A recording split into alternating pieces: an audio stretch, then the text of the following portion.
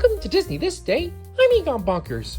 And on this day in 1940, the Donald Duck short, Donald's Vacation, was released. Donald seeks a peaceful camping retreat, but as usual, runs into difficulty. The kayak trip to his campsite heads over a waterfall. Donald's attempt to set up a folding chair draws the attention of some hungry chipmunks, who quickly make off with his food. Attempting to get it back, Donald gets on the wrong side of a bear.